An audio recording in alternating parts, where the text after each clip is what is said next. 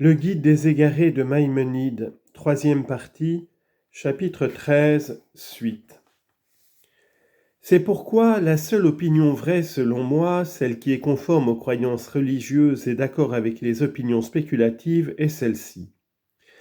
Il ne faut pas croire que tous les êtres existent en faveur de l'homme, et au contraire, tous les autres êtres ont été créés également en vue d'eux-mêmes et non pas en faveur d'autre chose.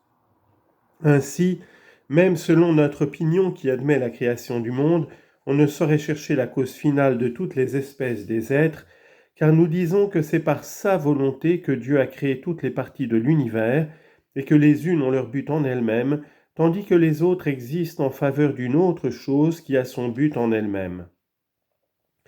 De même donc qu'il a voulu que l'espèce humaine existât, de même il a voulu que les sphères célestes et leurs astres existassent, et de même encore il a voulu que les anges existassent. Dans tout être, il a eu pour but cet être lui-même, et toutes les fois que l'existence d'une chose était impossible sans qu'elle fût précédée d'une autre chose, il produisit celle-ci d'abord, comme par exemple la sensibilité qui précède la raison. Cette opinion a été exprimée aussi dans les livres prophétiques. Par exemple, l'Éternel a tout fait pour soi-même. Le Maranéhu, Proverbe chapitre 16, verset 4, où le pronom soi peut se rapporter au complément tout. Si cependant le préfixe hu se rapportait au sujet l'Éternel, le sens serait le Maranéhu serait à cause de l'essence de Dieu, c'est-à-dire à cause de sa volonté qui est son essence, comme il a été exposé dans ce traité. Nous avons exposé que l'essence de Dieu s'appelle aussi gloire, comme dans ce passage « Montre-moi donc ta gloire » Exode 33, 18.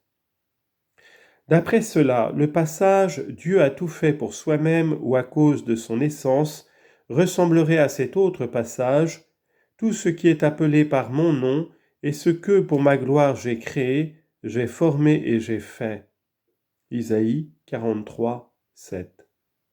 Ce qui veut dire que tout ce dont la création m'est attribué, je ne l'ai fait qu'à cause de ma seule volonté. Les mots « j'ai formé » et « j'ai fait » se rapportent à ce que j'ai exposé, à savoir qu'il y a des êtres dont l'existence n'est possible qu'après celle d'autres choses. Il dirait donc ceci : j'ai créé cette première chose qui devait nécessairement précéder, comme par exemple la matière qui devait précéder tout être matériel. Ensuite, j'ai fait dans cette chose antérieure ou après elle tout ce que j'avais pour but de faire exister, sans pourtant qu'il y eût là autre chose qui me guidât que la simple volonté. Si tu examines le livre qui est un guide infaillible pour ceux qui veulent être guidés et qui a pour cela été appelé Torah, tu y reconnaîtras, depuis le commencement du récit de la création jusqu'à la fin, l'idée que nous avons en vue. En effet, on n'y déclare en aucune façon qu'une chose quelconque ait été faite en vue d'une autre chose, mais on dit de chacune des parties de l'univers que Dieu l'ayant produite, son existence répondait au but. Tel est le sens de ces mots, et Dieu vit que cela était bien.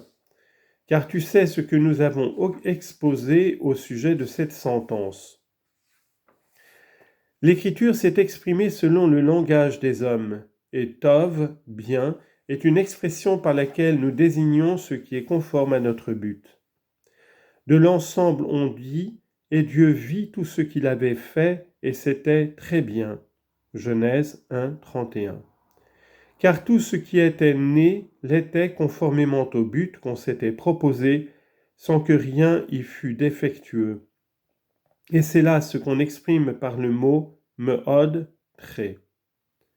En effet, il se peut qu'une chose soit bien et réponde momentanément à notre but, mais qu'ensuite le but soit manqué. On nous apprend donc que toutes ces œuvres répondaient à l'intention et au but du Créateur et ne cessaient de rester conformes à ce qu'il avait eu en vue. Ne te laisse pas induire en erreur par ce qu'on dit des astres, pour luire sur la terre et pour régner le jour et la nuit.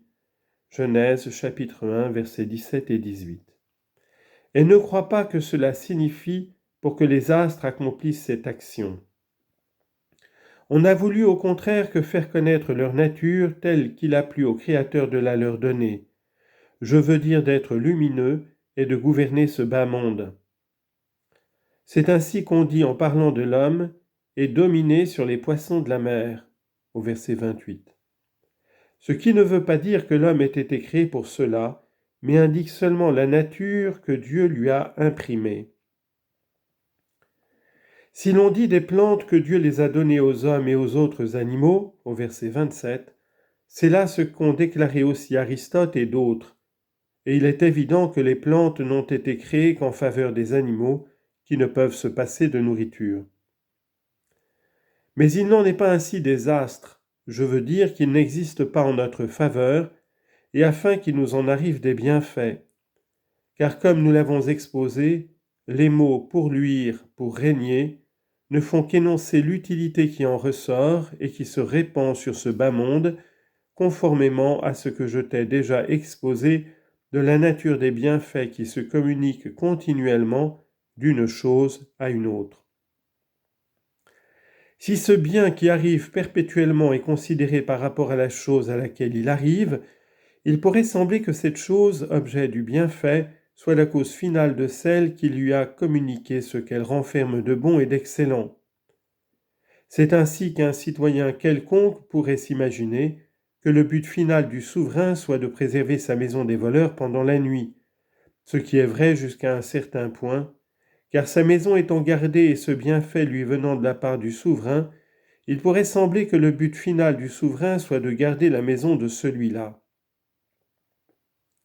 C'est dans ce sens que nous devons expliquer chaque texte dont le sens littéral indiquerait qu'une chose élevée ait été faite en faveur de ce qui lui est inférieur, ce qui veut dire seulement que cette dernière chose est une suite nécessaire de la nature de l'autre. Ainsi, nous devons croire que la création de tout cet univers n'a été déterminée que par la volonté divine. Il ne faut lui chercher aucune autre cause, ni aucune autre fin. De même que nous ne saurions chercher la cause finale de l'existence de Dieu, de même nous ne saurions chercher la cause finale de sa volonté, en vertu de laquelle tout ce qui est né et naîtra est tel qu'il est. Il ne faut donc pas avoir cette opinion erronée que les sphères célestes et les anges n'existent qu'à cause de nous. Déjà le prophète nous a déclaré de quelle valeur nous sommes. Certes, les peuples sont comme la goutte au bord d'un seau. Isaïe chapitre 40, verset 15. Et en effet, si tu considères ta substance et celle des sphères célestes, des astres et des intelligences séparées, tu reconnaîtras la vérité, et tu sauras que l'homme est bien l'être le plus parfait, le plus noble qui soit né de cette matière inférieure, mais que si l'on compare son être à celui des sphères, et à plus forte raison à celui des intelligences séparées, il est bien peu de choses, comme il est dit. Certes, il n'a pas confiance en ses serviteurs, il trouve des défauts même dans ses anges. Qu'en sera-t-il de ceux qui habitent dans les maisons d'argile, qui ont leur fondement dans la poussière ? Job, chapitre 4, versets 18 et 19. Il faut savoir que les serviteurs, Ravadav, dont on parle dans ce verset, ne sont point de l'espèce humaine. Ce qui le prouve, c'est qu'on dit après, qu'en sera-t-il de ceux qui habitent dans les maisons d'argile, qui ont leur fondement dans la poussière ?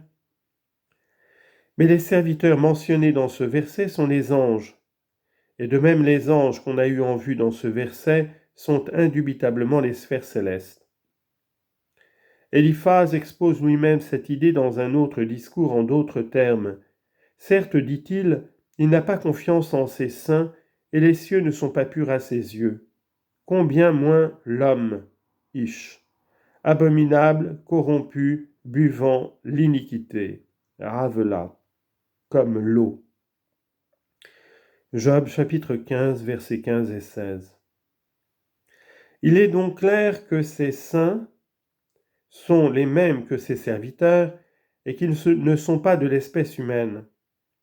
Ces anges dont on parle dans l'autre verset sont les cieux. Et le mot défaut, tahala, a le même sens que les mots ne sont pas purs à ses yeux.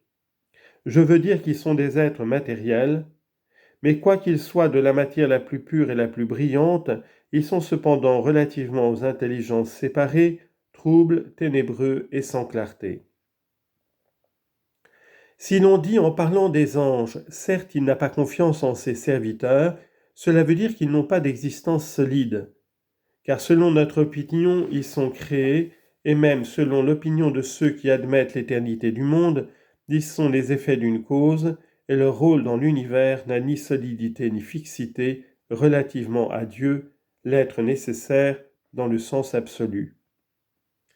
Les mots « combien moins cet être abominable et corrompu » correspondent aux mots « qu'en sera-t-il de ceux qui habitent dans des maisons d'argile » C'est comme si l'on disait « combien moins cet être abominable et corrompu, l'homme qu'infecte l'iniquité répandue dans tous ses membres, c'est-à-dire qui est associé à la privation. »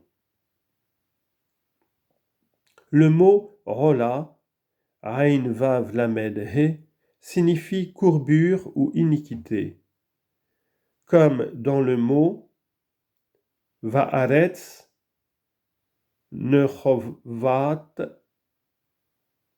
Halov. Dans le pays de la droiture, il agit avec iniquité. Isaïe 26, 10. Le mot ish, en latin vir, a ici le sens du mot Adam, homo. Car on désigne quelquefois l'espèce humaine par le mot ish, vir. Par exemple, celui qui frappe un homme. Macha ish vamot, de sorte que celui-ci en meurt. Exode 21, 10.